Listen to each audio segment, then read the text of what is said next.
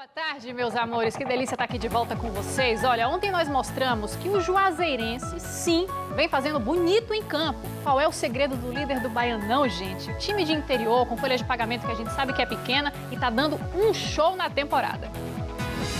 Aqui não tem salário alto nem regalia.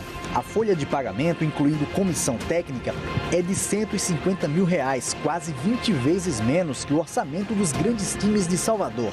Como nós somos um time pequeno, que tem pouca arrecadação, a gente tem que participar de tudo. Por isso que a Juazeirense hoje paga rigorosamente em dia, cumpre com suas obrigações com fornecedores também em dia. Sociedade Desportiva Juazeirense. Este é o nome do líder isolado do Campeonato Baiano. Um time que ainda vai completar 12 anos de fundação, mas que já tem no currículo ao menos uma façanha. É o primeiro time do interior da Bahia a disputar a Série C do Campeonato Brasileiro. A vaga de acesso foi conseguida ano passado, unidos por um forte sentimento de grupo e dando exemplo tanto nos bons como nos maus momentos. A morte do meia Danilinho durante um treino há uma semana caiu como um raio no time. A gente sente mais uma pessoa próxima, perto da gente. E ainda mais eu e ele, assim, nós todos aqui no grupo como irmãos. Com 89% de aproveitamento, 5 vitórias em 6 jogos, o Juazeirense é o único invicto no Campeonato Baiano. Ninguém chega numa liderança do Campeonato Baiano, uma folha bem inferior como a nossa, se não for através de muito trabalho e muita união. A cidade precisava de um renovo e a Juazeirense veio para trazer orgulho para a cidade.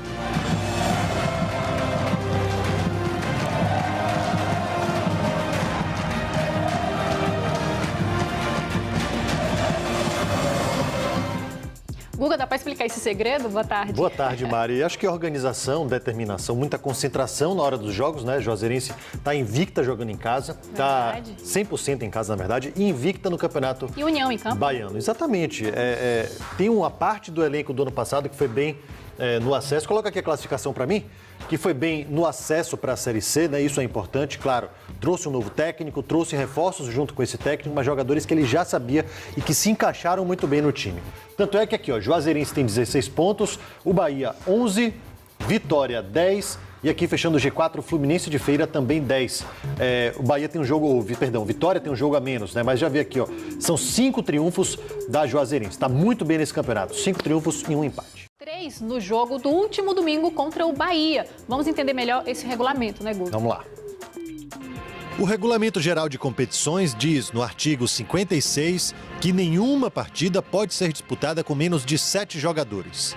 No inciso 3 do mesmo artigo, ressalta que depois que a partida começa, se a equipe ficar com menos de 7 atletas, esse time vai perder os pontos em disputa.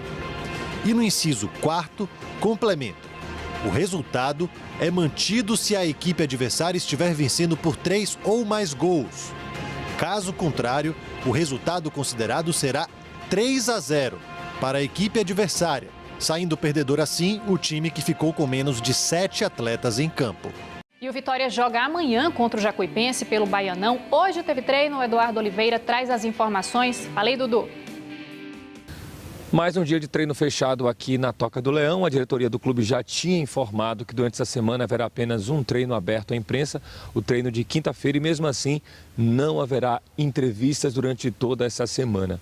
O elenco do Vitória fica de folga agora à tarde e depois todo mundo se reencontra, janta e aí segue viagem para o interior. Amanhã, partida pelo Campeonato Baiano contra a Jacuipense. Para esse jogo, o Mancini tem alguns problemas. O Canu, Rainer, Denilson, Bruno Bispo e o William Correa receberam o cartão vermelho na partida de domingo contra o Bahia. Estão de fora desse jogo. Problemas para Wagner Mancini montar a equipe que enfrenta a Jacuipense. Eduardo Oliveira, para o Globo Esporte. E aí, Guga, como é que o Mancini resolve esses problemas? Vai ser uma dor de cabeça grande, né? Além desses jogadores, o Fernando Miguel, ele também não foi relacionado para o jogo. Estou aqui com a notícia que a assessoria de comunicação do Vitória mandou para a gente, né? Falando que hoje o resumo das atividades foi aquecimento coletivo, bola parada, 2 toques, enfim. Nada muito exagerado, justamente por conta do desgaste do fim de semana. Rainer Correia, Bruno, Canu e Denilson estão fora, além do Fernando Miguel, como eu falei. Destaque, presença garantida do Iago, do Brian e do Neilton, são os 3 únicos titulares que vão para esse jogo de amanhã, e também o Nixon como relacionado. Então, o Wagner Mancini vai ter algumas opções. Ele tem o Iago, o Alisson Maia e o Ramon, por exemplo, para jogar na zaga. Ele tem o Rodrigo Andrade, que chegou recentemente, foi apresentado, pode jogar como volante na vaga do William Correia. Outro que pode aparecer depois de um tempo fora é o Felipe Souto, né, que acabou perdendo vaga no time titular para o Lucas Marques. Mas, enfim, o próprio Lucas Marques pode aparecer como volante. O Mancini tem um elenco com várias possibilidades, jogadores que ele já costuma utilizar durante os jogos, né, uns mais, outros menos, mas dentro dos jogadores que ele relacionou, acho que ele vai conseguir montar um time competitivo e bem competitivo para esse jogo de amanhã. Principalmente pelo clima dentro do clube. É hora de deixar essa situação relativamente para trás, né? A decisão foi tomada, o Vitória vai entrar com um recurso. Agora o Vitória tem campeonatos para jogar, né? Então tem que tocar para frente, colocar o time em campo, seguir o departamento de futebol funcionando normalmente. E no Bahia, quem falou foi o presidente Guilherme Bellintani. Foi o primeiro dia no Fazendão após o tumultuado Bavi. Com treino normal, mas com muita conversa da diretoria com os jogadores antes das atividades. A conversa foi muito franca, no sentido de aprendizagem, de cada um avaliar sua postura, tanto as posturas positivas quanto as posturas negativas, e daqui para frente a gente traçar correções de rumos em relação a cada um, no caso dos erros especificamente. Bellintani reconheceu que houve exagero na comemoração do atacante Vinícius, mas considerou desproporcional a reação agressiva dos atletas do Vitória. O que aconteceu de forma desproporcional é caso de polícia, assim o Vinícius entendeu, ele levou isso à polícia, e é caso da federação e de todo o ordenamento jurídico do futebol reagir da melhor forma possível, da forma mais correta e dura possível. O dirigente ainda lamentou o mau exemplo dado às torcidas de Bahia e Vitória, que tinham voltado a ficar juntas no clássico. A partir do momento que a gente diz que quer um Bavi da paz e não há a paz dentro de campo, como cobrar isso da torcida? Não é? Como cobrar isso de torcedores de Bahia e Vitória que vão lá para ver uma felicidade, ver um espetáculo? É lamentável. Durante a entrevista coletiva, o presidente do Bahia, Guilherme Bellintani, falou sobre a ordem que teria saído do técnico Wagner Mancini para forçar o encerramento da partida. Bellintani não se disse surpreso com a imagem divulgada de Mancini. Estava claro que havia sim uma informação transmitida pelo treinador do clube para dentro de campo, no sentido de provocar aquela última expulsão de forma deliberada. Para nós não foi surpresa. O Bavi gerou confusão também entre os dirigentes. Após a final do jogo, o diretor de futebol do Vitória, Erasmo Damiani, acusou o diretor do Bahia, Diego Serri, de pressionar o árbitro Jailson Macedo. Vamos ver. Nós não podemos ter pressão. Eu não posso escutar que o Diego Serri desceu com o gerente de futebol para pressionar a arbitragem no intervalo do jogo. Pressionar de que jeito, Damiani? Não, que reclamou dos lances do primeiro tempo. O futebol não pode isso, gente. Nós temos que acabar com isso aí. Já o diretor de futebol do Bahia negou qualquer contato com o árbitro. De jeito nenhum. Isso, falar uma coisa dessa é um absurdo. Estava conversando agora com o Mendes, que estava do meu lado ali no intervalo. Nós descemos. Quando eu cheguei embaixo, o Jailson já tinha até entrado para o local onde ficam os árbitros. A gente ainda comentando entre nós que tinham exagerado no cartão para a nossa equipe, de fato, no primeiro tempo. E falando entre nós aqui, entramos, o Mendes estava do nosso lado, que é o representante da federação, e os outros representantes. Então eu acho assim, essa tentativa de desviar o foco é que é um absurdo, né? Gustavo, mas na súmula apresentada por Jailson Macedo, consta que Diego Serri teve sim contato com o árbitro. Vamos dar uma olhadinha na súmula? Coloca a imagem pra gente, por favor. A gente tem a imagem da súmula aqui. Pronto, olha só o que tem escrito. Informo ainda, após o término do primeiro tempo, indo em direção ao vestiário da arbitragem, ouvimos as seguintes palavras. Jailson, no gol do Vitória, a bola foi mão claramente. Palavras proferidas aí pelo diretor de futebol do Esporte Clube Bahia, o senhor Diego Serri. Jailson relata ainda que também no final do jogo foi a vez de Damiani fazer reclamações. A gente também tem na súmula. Vamos dar uma olhadinha também. Olha aí, Guga. Logo abaixo, né, ele já relata aí. Relata que ao sair do vestiário em direção ao campo de jogo para o início do segundo tempo, ouvimos do senhor Erasmo Damiani as seguintes palavras. Não aceite pressão do dirigente do Bahia.